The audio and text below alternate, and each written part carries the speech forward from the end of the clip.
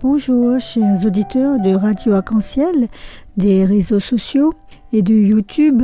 Aujourd'hui nous sommes le jeudi 1er août et vous êtes dans l'émission de Jésus et mon guide. C'est Lina avec vous.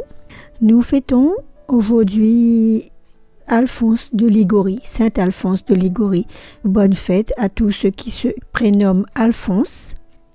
Alors Alphonse de Liguori est né à Naples, en Italie, le 27 septembre 1696 et il est mort le 1er août 1787. Il a été un prêtre, un évêque italien, fondateur de la congrégation du Très Saint Rédempteur et reconnu saint et docteur de l'Église par l'Église catholique. Aujourd'hui, nous allons entendre en première lecture, qui sera lue par mon amie Marie-Noël, le texte de Jérémie chapitre 18. Ensuite, nous allons écouter le psaume qui nous rappelle à quel point il est bon d'aimer le Seigneur et de mettre toute sa confiance en Dieu. Bonne écoute à vous. Prions ensemble, restons unis dans la prière. Et pour commencer cette séquence, invoquons le Saint-Esprit de Dieu afin qu'il nous éclaire. Ô Saint-Esprit, descends sur nous, pose sur nous ton onction de feu, éclaire chacun de nous qui est à l'écoute aujourd'hui pour savoir qu'est-ce que nous devons remettre en cause, qu'est-ce que nous devons mettre de côté pour mieux t'aimer, pour mieux nous aimer les uns les autres.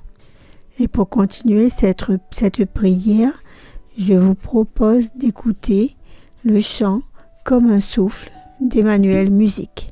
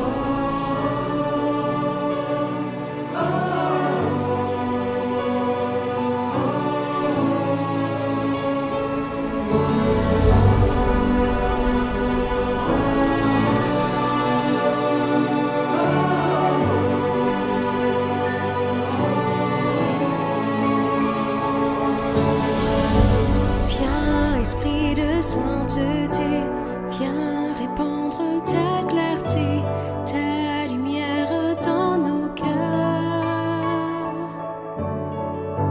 Viens, répands sur nous tes dons, donne aux pauvres Dieu très bon, un rayon de ta splendeur. Viens, Seigneur, nous visiter, toi qui seul peux consoler, donne vie à notre corps. Sois repos dans nos labeurs, dans la fièvre sois fraîcheur, dans nos larmes réconfort. Comme un souffle qui vient du ciel, comme un vent puissant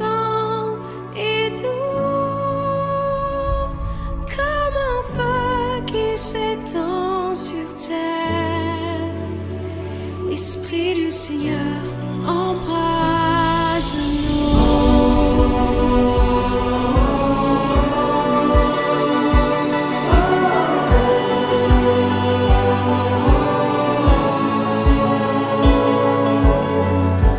Viens, lumière et joie du ciel, comble-nous, Dieu éternel, en l'intime de nos cœurs.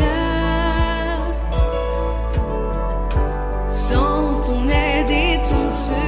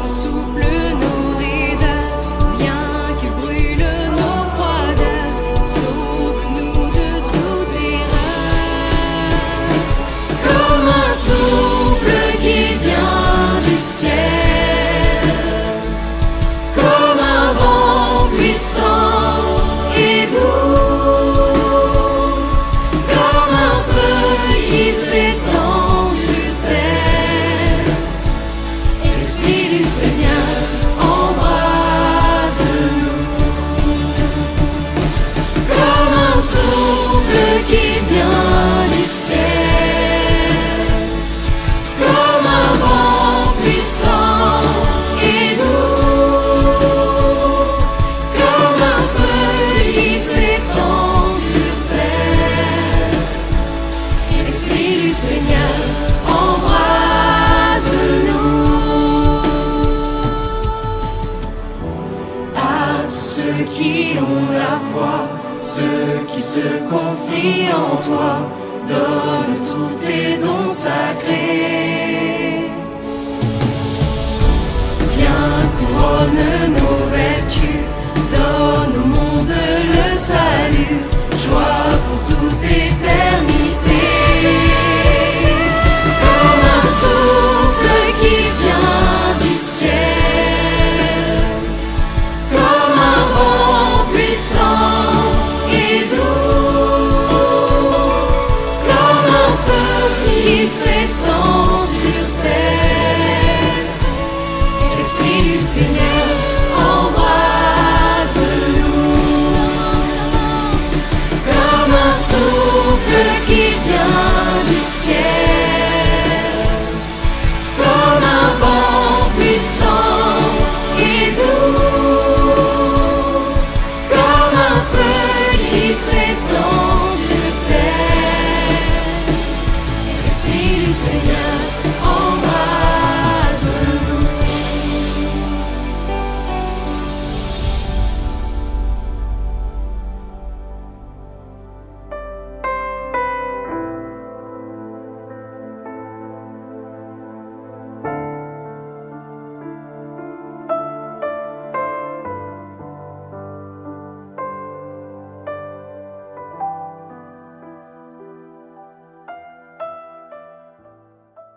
Lecture du livre du prophète Jérémie. Parole du Seigneur adressée à Jérémie. Lève-toi, descends à la maison du potier, là je te ferai entendre mes paroles. Je descendis donc à la maison du potier, il était en train de travailler sur son tour. Le vase qu'il façonnait de sa main avec l'argile fut manqué. Alors il recommença et il fit un autre vase, selon ce qu'il est bon de faire aux yeux d'un potier. Alors la parole du Seigneur me fut adressée. Maison d'Israël, est-ce que je ne pourrais pas vous traiter comme fait ce potier ? Oracle du Seigneur. Oui, comme l'argile est dans la main du potier, ainsi êtes-vous dans ma main, maison d'Israël. Parole du Seigneur. Nous rendons grâce à Dieu.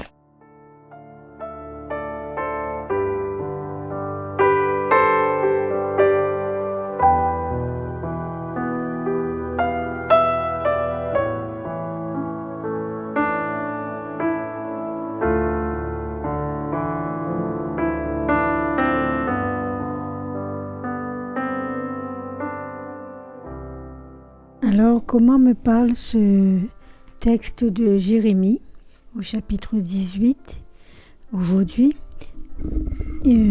D'abord, de vous dire que j'ai pris quelques notes de la Bible en ligne.com et j'y ai ajouté donc comment ce texte me parlait. Et donc, Israël est dans la main de l'Éternel comme le vase est dans la main du potier. Dans la maison du potier, le premier vase qu'il doit fabriquer est à l'image du peuple, comme l'exemple de la ceinture qui a pourri au chapitre 13, les chapitres précédents de Jérémie. Ce vase a été lui aussi gâté, gâché, reconnu bon à rien. Oui, Israël et l'humanité tout entière est ainsi représentée. Dans tout le livre du prophète Jérémie, Dieu reproche à son peuple de lui être infidèle, d'adorer d'autres dieux, de s'éloigner de lui. Et il les menace même de châtiment. Est-ce que vous pensez qu'on se comporte mieux de nos jours? Est-ce que toutes nos pensées, nos actes, nos sentiments, notre affectivité, etc. sont toujours remplis de l'amour de Dieu? Non, bien sûr. Le premier commandement est bien « Écoute Israël, tu aimeras le Seigneur ton Dieu de tout ton cœur, de toute ton âme et de toute ta force. » Et est-ce que tous les jours je m'efforce de mettre ce commandement en premier dans ma vie? Est-ce que je pense à lui dire à Dieu merci pour toutes ses bontés, pour cette belle création, les bonnes prières, les saintes prières que le Saint-Esprit me souffle, le fait d'être à lui à travers l'adoration et avoir très envie de le rencontrer à la messe? Est-ce que je pense à lui dire merci pour toutes ces bonnes choses qu'il nous donne de vivre? L'amitié avec des camarades, avec des voisins, avec des amis, c'est quelque chose de précieux. C'est le Seigneur qui nous inspire tout ce qui est bon. Est-ce que je pense juste à lui dire merci? Ensuite, il y a aussi notre relation donc avec le prochain. Est-ce que j'arrive à aimer toutes les personnes que Dieu met sur ma route, à les bénir, à les écouter, à me mettre à leur service, comme si c'était Jésus lui-même que je servais? Il est dit encore dans le 2e commandement, « Tu aimeras ton prochain comme toi-même ». Chaque fois que nous nous laissons aller à la paresse, au vice, à la médisance, au jugement, et même chaque fois où nous vivons nos temps de prière par habitude sans relation d'amour avec Dieu, nous exaspérons notre Dieu. Nous ne mettons pas en pratique ses commandements. Si nous allons à la messe uniquement pour rencontrer telle ou telle personne, ou bien pour se faire voir parce que je lis bien ou parce que je chante bien, est-ce que cela n'est pas de l'orgueil? Est-ce que nous mettons bien en pratique ce commandement d'aimer Dieu en premier? Voilà, nous ne devons pas chercher notre intérêt personnel. Tout doit être d'abord pour la gloire de Dieu. Si j'ai tendance à ne voir que le mal dans mon prochain, je n'aime pas le Seigneur qui est dans cette personne. Or Dieu nous a dit qu'on sera jugé uniquement sur l'amour qu'on a pour lui et pour les uns envers les autres. Alors, avant que le Seigneur nous retire à la vie et exerce son jugement sur nous, dépêchons-nous de courir à la confession, de regretter nos manques d'amour.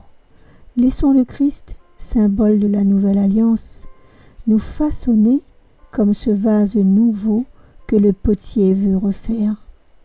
Vase qui sera plus parfait, plus pur, à l'image même de notre Seigneur.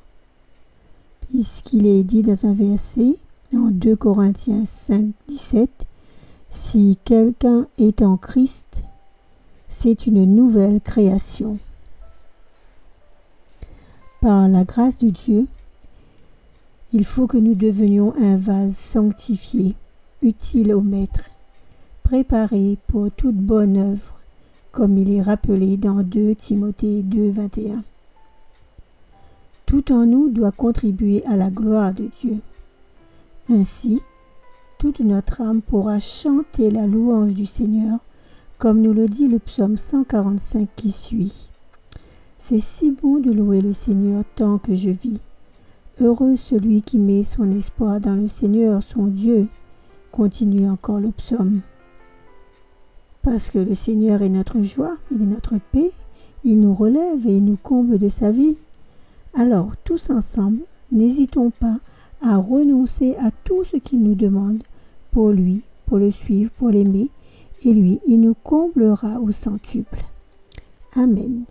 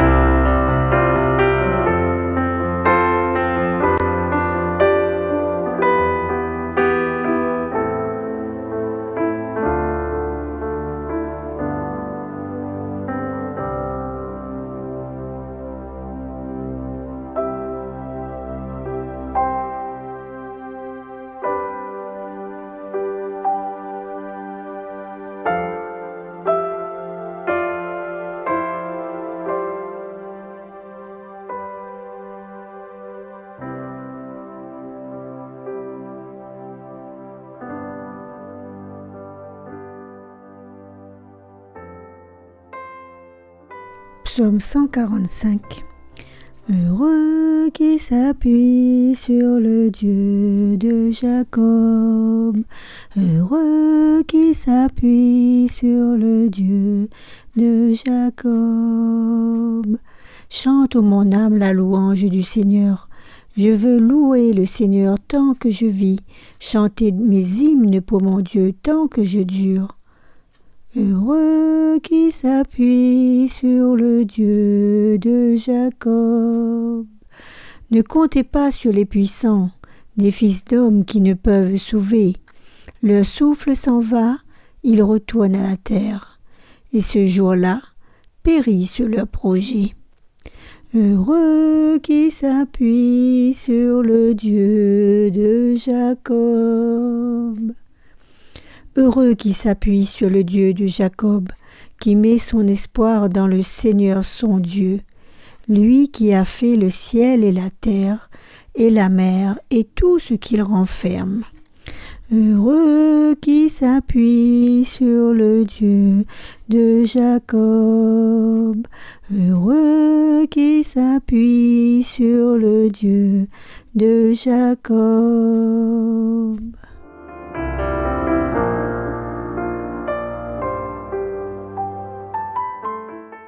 Voilà, chers amis, la séquence prend fin.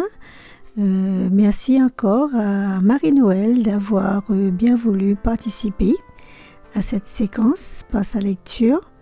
Je vous souhaite une très belle journée en ce 1er août. Continuez bien vos vacances, profitez bien, reposez-vous bien dans la grâce de Dieu.